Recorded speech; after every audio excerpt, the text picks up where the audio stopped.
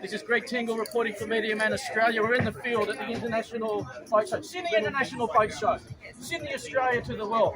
Michelle Lee, we finally got to meet you. We'd heard about you. You've been on all these shows around the world. Anyway, you're back in Sydney.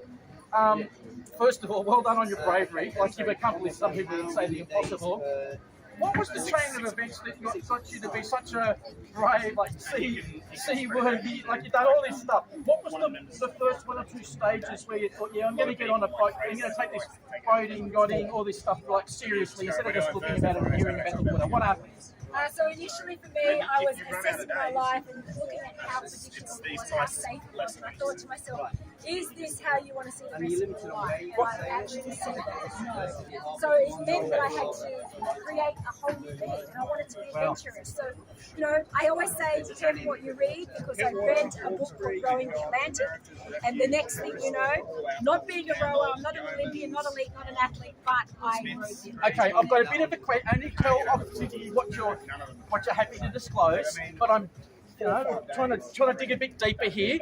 A lot of us have been through big moments in our life, like could be family stuff or career, and you might go, what am I doing that job for? Or what am I hanging around that by the people? Like, did you sort of like really turn your life around, or was it more of a gradual approach, or you just sort of went in the deep end, so to speak, and thought, that's it, I'm going to really get into this ocean sports stuff? Like, how big was the event that got you down this path? So I went through a divorce, 22 years married, and decided if I'm going to exit here, I need to do something special. Okay, well, and it was then it was just a series of events that, from one thing led to another. It's like opening a can of worms.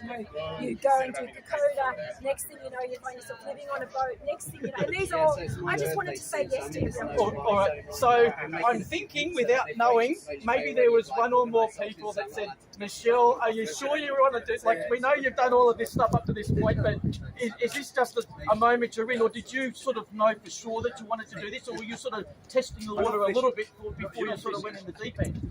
No, I was 100% committed from the moment I had that dream. From inception, like I said, not a rower, not an elite, not an athlete, not a born adventurer.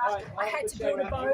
I had never known if I even liked rowing, but I liked the idea of what this girl achieved by rowing an ocean. So I threw myself in without hesitation, without any conflict, 100%. I was doing it. So what was the first main voyage, if you like, that was more than just sort of just going off a little bit the coast, where you were really like doing it, taking it to the next stage, not just a casual person that sort of liked being around the water? What was the first one or two where you were really doing it seriously, where people have started to look, wow, look, did you see or hear what Michelle just did? It was the Atlantic. So the Atlantic was our maiden voyage. It was 3,000 miles, and that took 68 days. So that was my warm-up, and then I did the Pacific, which was 240 days, and that was 8,000 miles.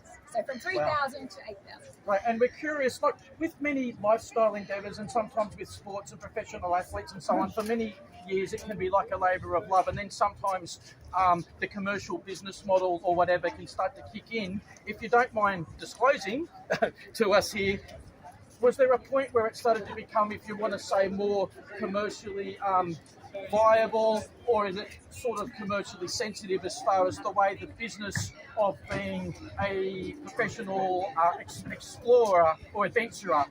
Was there a chain of events there where then you really hit it at a professional level? How does that work?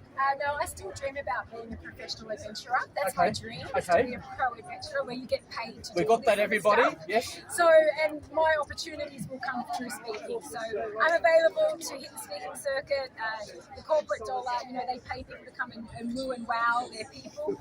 I can do that. We can see this is a good omen. So I've got a few friends, not about me, but I'm just saying, we've been around a few people, TEDx talks. We can tell you're very capable, world-class speaker. So there's probably one or two brands out there where you could be the ambassador, maybe safety first or power of the human spirit, overcoming the odds. It might be a voting product.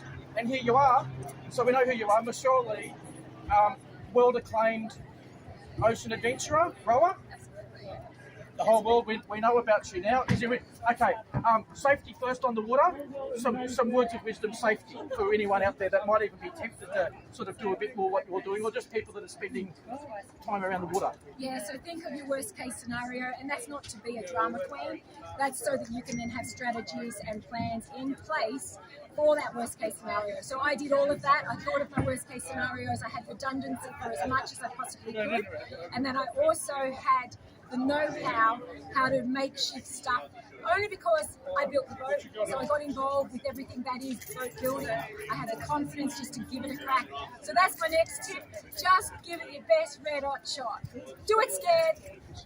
Well, you've absolutely nailed it today. So, Michelle, thank you very much. Well done on everything you've done. Thank you so much.